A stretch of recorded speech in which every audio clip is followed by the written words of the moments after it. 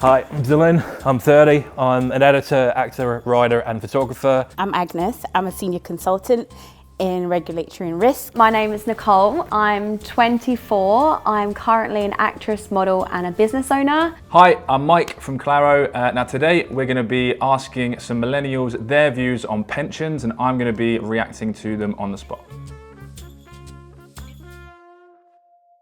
Could you live off £9,630 a year? I live in London, so for me, obviously I'm paying X amount every month for rent.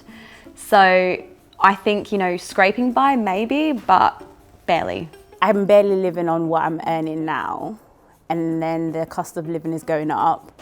So it's impossible for anyone. Probably not, depending on how the housing is, because it's skyrocketed recently. Yeah, so this is basically the full state pension in the UK at the moment. It's a relatively common answer. It's designed to give a basic standard of living. Now, there's a series of studies actually done by Loughborough University into the retirement living standards of people in the UK. What they basically find out was that around about £11,000 is a very, very approximate number, was enough to give an individual a basic standard of living. So we can see that the state pension nearly gets there to provide a basic standard of living, but it's one of the reasons, in fact, that auto-enrollment, for instance, was introduced in 2015, so that it encourages people to build their own private pensions, because essentially the basic state pension is not designed to be enough to live on in terms of a normal standard of living. What is the average amount in a pension pot by the time you are 65? I think it just depends on what you're doing, how much tax you pay, and just how much is kind of going into it, essentially. It all depends when you started contributing to your pension and when you started working. So, and then how much you contribute to your pension as well. 100,000 probably. I'd say like £50,000. I could be so wrong. Yeah, so she's nearly right. Basically, depending on who you listen to, the average defined contribution pension pot is somewhere between about £61,000 and £66,000. However, that's somewhat irrelevant because even though that is the national average, doesn't necessarily mean that's how much people need to be able to live off of that income in retirement. Many, many, many people in the UK are not prepared for their retirement. And so really the question you want to ask yourself is how much do you need personally? And there's ways that we can do this with retirement income forecasts. The government actually has one themselves on the website Money Helper.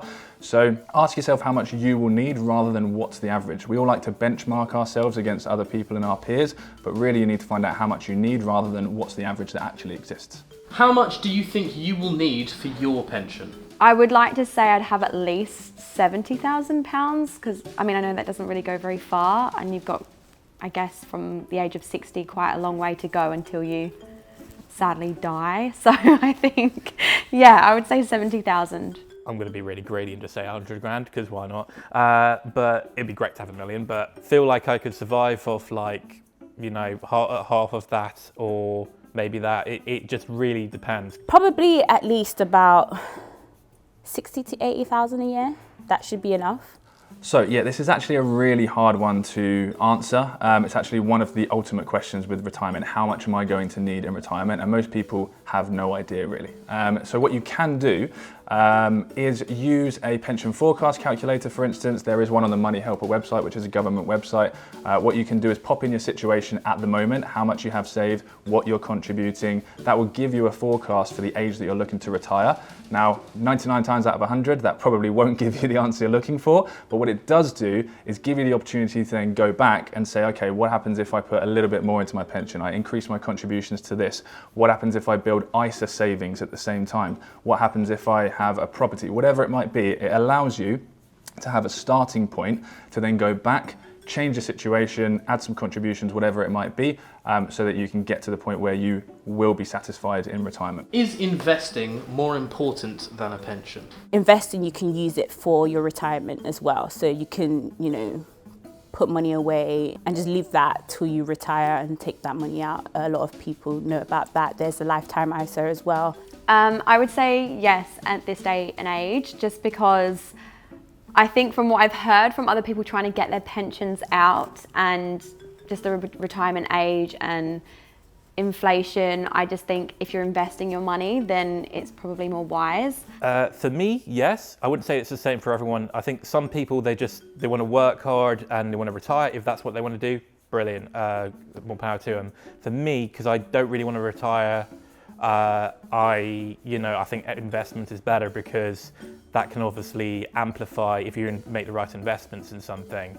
Okay, so pensions actually are an investment. It's just the basket in which you hold your investments in. It's the wrapper around it. Now, there are many different types of wrappers, being an ISA, a pension, a general investment account, but pensions are a form of investment. They're actually one of the most common long-term investments because it removes the temptation to withdraw anything early because you can't get access to it until you're at least the age of 55. So in summary, there are many different baskets in which you can hold your investments in. Pensions are one of them, and usually having a combination of pensions, investments, other things going on is usually the best use of retirement income or just a general portfolio of investment. If you have multiple pensions, why is it important to combine them? I think before combining your pensions, speak to a financial advisor. That's what I would do anyways, because there's benefits in doing that.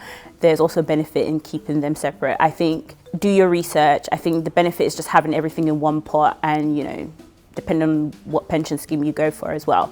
But before you make that decision, definitely speak to a financial advisor to guide you in that process. That's what I would do. I think I don't know enough about pensions to sort of answer the question, but I think if I had to sort of think about it, I think so that everything would be in the same place. And then, I don't know if you get taxed on pensions. That's a very good question. So maybe it reduces tax. I really am not very sure. Just in terms of accounts, I remember I had multiple bank accounts and it was easier to fuse them together just to have that focus because it's the same client, it's the same individual, right? So actually a little bit of a difficult question. So it's not always a good idea to consolidate your pensions. So one of the main reasons people want to consolidate their pensions generally is to just tidy things up. We're kind of neat and tidy people in general, and we like to make sure that things aren't dotted around everywhere and we don't forget little pension pots. So consolidating them together is often one of the main reasons, or one of the things that people want to do to make sure that they can, keep everything in one place. Now, while that's all well and good and is kind of good for uniformity, one of the downsides of doing that is you have to be careful that, first of all, each of those pension pots will have a pension charge. If you're going to consolidate into one of those pots, it's generally a good idea to make sure that you're looking at the one with the cheapest charge, if you can do.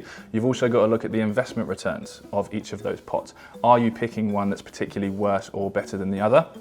Finally, as well, if you have any small pension pots that are under £10,000 at the time of retirement, then you can start drawing on those pension pots without triggering something called the money purchase annual allowance, which, as a very long story short, means that you can continue contributing to your pension whilst drawing down on your pension in retirement. So quite common for semi-retirement, for instance, without reducing the amount that you can continue to contribute to your pension while still receiving tax relief. So in summary, it can be good to keep things neat and tidy, but you need to be sure that you're not transferring to a more expensive one, you are not giving up any benefits from any other pensions, and that you are looking at the investment returns of all of them together and making a considered decision. Thanks for joining us, guys. It's been really interesting to hear people's views on pensions. If you have any questions or thoughts, pop a comment in the box below and share your views.